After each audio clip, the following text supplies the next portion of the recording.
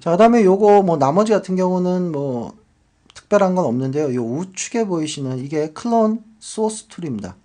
이 소스 툴은 나중에 그 클론 할 때 좀 자세히 배울 건데요. 뭐 요런 부분은 뭐 이건 뭐 옵셋 좌표고요. 어느 지점, 타겟 지점으로 지정되는 곳이고요. 그 다음에 이거는 그 복제될 그 이미지의 그 가로 세로 비율을 좀 조절하는 거고요. 그 다음에 각도도 조절할 수 있고요. 그 다음에 이 쇼 오버레이. 자, 요게 보시면 복제되는 곳이 이렇게 마우스 포인터 안쪽에 보이죠? 자, 요걸 안 보이게 할 건지 보이게 할 건지. 예, 필요에 따라서 보이는 게 편하면 보이게 해서 사용을 하시고, 그렇지 않다면 끄고 사용을 하셔도 됩니다. 자, 얘 오페서티, 이 보이는 얘의 오페서티를 지정을 해주는 거고요.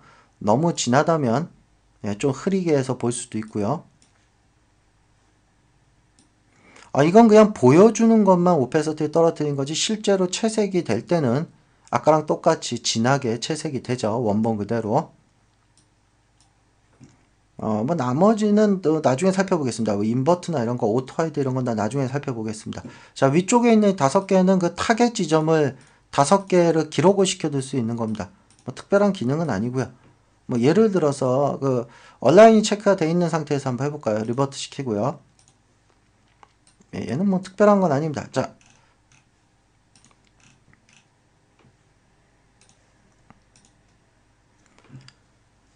한번 보십시오. 자, 첫 번째 그 아이콘을 선택을 하고요. Alt키 누르고 요쪽 왼쪽 눈 부분을 클릭하겠습니다. 왼쪽 눈 부분. 자, 다음에 두 번째 아이콘을 선택을 하고 오른쪽 눈 부분을 클릭하겠습니다. 자, 다음에 세 번째 아이콘을 클릭을 하고 입술 부분을 클릭을 하겠습니다. 자, 그러면 이제 뭐냐? 자, 세 번째 아이콘을 선택을 하면 입술 부분이 복제가 되고요. 두 번째 아이콘을 선택을 하면 아까 그 눈 있죠? 우측 눈. 예. 컨트롤 Z. 첫 번째 거 선택하면 이쪽.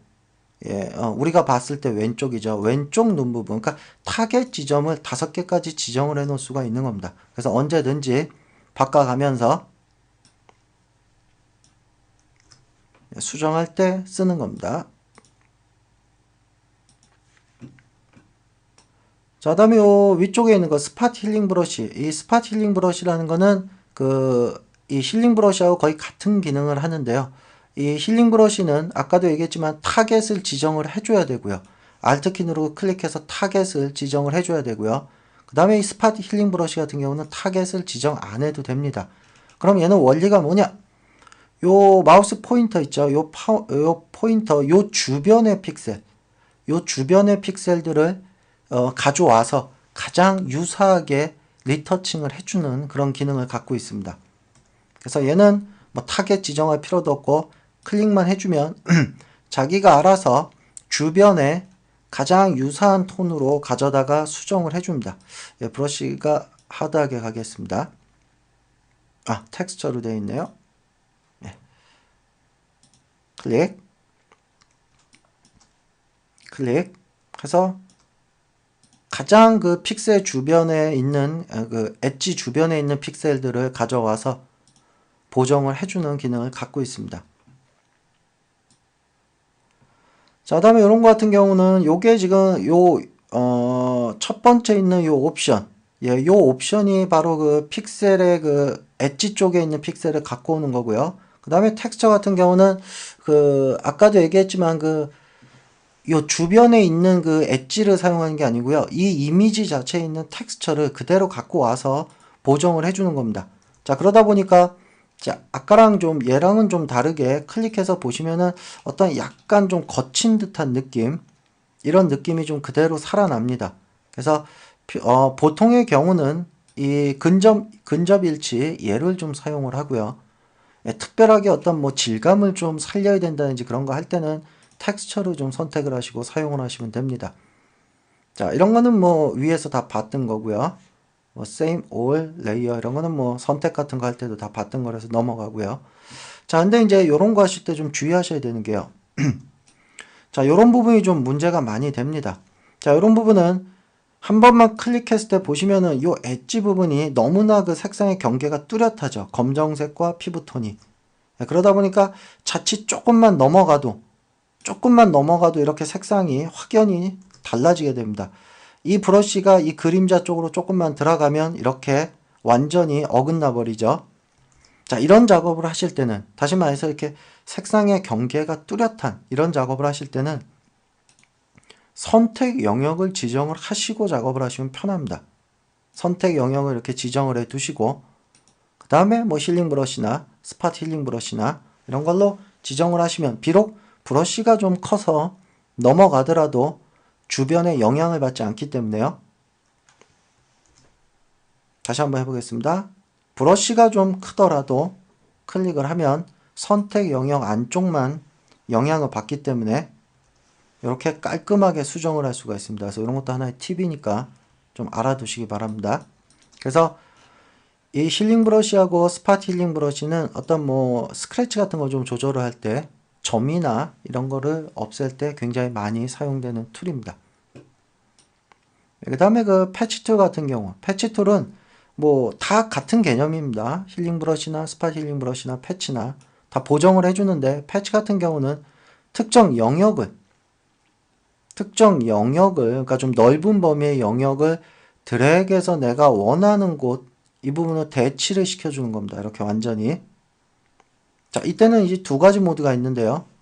자, 드래그 할 때 소스라고 되어 있는 거는 이 내가 지정한 영역, 얘를 드래그해서 타겟 지점으로 갖고 가는 거고요. 컨트롤 Z. 얘를 만약에 데스티네이션으로 하면은 얘가 타겟이 돼버린 겁니다. 그래서 얘를 드래그해서 어디다 갖다 복제를 할 거냐. 그러니까 정반대죠. 소스는 얘가 타겟이 돼서 드래그한 지점으로 리플레이스를 시켜주는 거고요.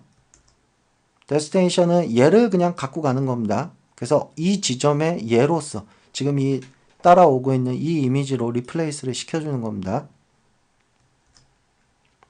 자, 다음에 트랜스페런시라는 건 뭐냐? 이 영역, 대치되는 영역의 색상 값을 갖고 오는 게 아니고요. 그 밸류 값만 갖고 옵니다. 밸류 값이라는 건 그 흑백의 음영이죠. 명암 같은 거, 그것만 갖고 옵니다. 그래서 드래그해서 가져다 놓으시면, 네, 보시는 것처럼 이 영역의 밸류 값만 적용이 됩니다.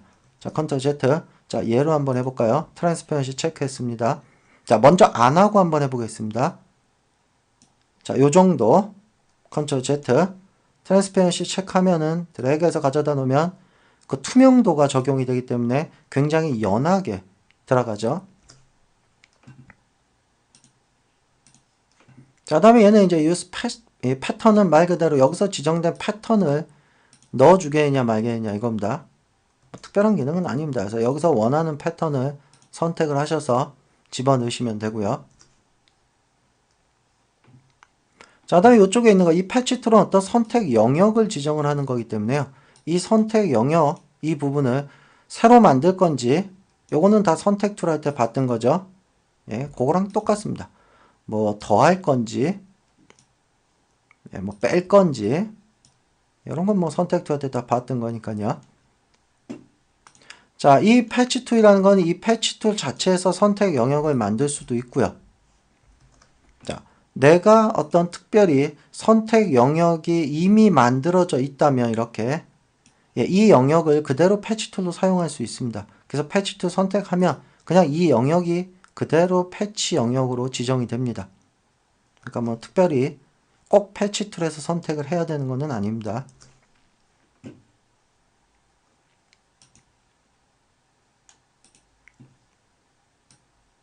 자, 다음 레드아이. 레드아이라는 건 여러분들 그 정목 현상이라고 있죠. 그 사진 찍을 때, 예, 그 동공이 너무 빛을 많이 받아서 빨갛게 되는 거예요. 자, 지금 이 오른쪽 눈, 왼쪽 눈은 뭐 크게 지장이 없는데요. 예, 오른쪽에 있는, 우리가 봤을 때 오른쪽 눈만 좀 빨간색이 많이 들어가 있죠. 그래서 이런 거를 제거를 시켜주는 겁니다. 그래서 레드아이 툴을 선택을 하시면은 예, 퓨펄이라는 거, 이게 그 눈동자죠. 그러니까 눈동자 사이즈. 과연 눈동자 사이즈가 얼마나 되냐. 이건 내가 클릭하는 지점, 클릭하는 지점에서부터 얼마만큼이 눈동자로 인식을 할 거냐. 그래서 내가 이 부분에 클릭했을 때, 예, 이렇게 그 적색이 빠져나가는 범위를 지정을 해주는 겁니다. 넓으면 넓을수록 더 많이 빠져나가고요. 범위가 좁으면 좁을수록 아주 조금만 빠져나가겠죠. 요 거리가요. 자, 그래서 얘 같은 경우는 클릭해서 쓰기도 하지만, 예, 주로 많이 쓸 때는 드래그해서 씁니다. 이렇게 영역을 지정을 해서 그냥 빼버리는 게 더 편할 수가 있습니다. 필요하시다면. 그래서, 뭐 클릭해서 쓰셔도 되고요. 드래그해서 쓰셔도 되고요. 한 번에 안 빠지면 한 서너 번 해주셔도 됩니다.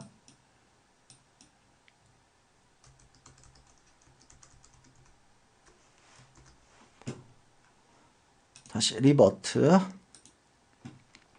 자, 나 이쪽에 있는 건 얼마나 그 어둡게, 그 다크니스죠. 그러니까 다시 말해서 정목, 그 레드 색상을 얼마나 많이 빼줄 거냐 말 거냐 이거라고 보시면 됩니다. 그래서 너무 어둡지 않게, 그러니까 너무 까맣게 되는 걸 방지하려면 좀 낮게 하셔가지고 클릭하시면 좀 연하게 빠지고요. 완전히 올려버리면 아주 새까맣게 빠져버리겠죠. 이런 거는 본인이 적절히 조절을 해 가시면서 사용을 하시면 됩니다. 자, 그래서 오늘은 이 네 가지의 어떤 그 보정 툴이죠. 보정 툴 같은 경우는 사용을 좀 해 보시면은 뭐 그다지 이렇게 어려운 건 없습니다. 초보자분들도 쉽게 수정을 하실 수가 있기 때문에요. 보시는 것처럼. 그래서 본인이 사진을 찍고 리터칭을 하셔서 수정을 하는 거죠. 자, 다음 시간에는 이 브러쉬에 대해서 좀 살펴보도록 하겠습니다.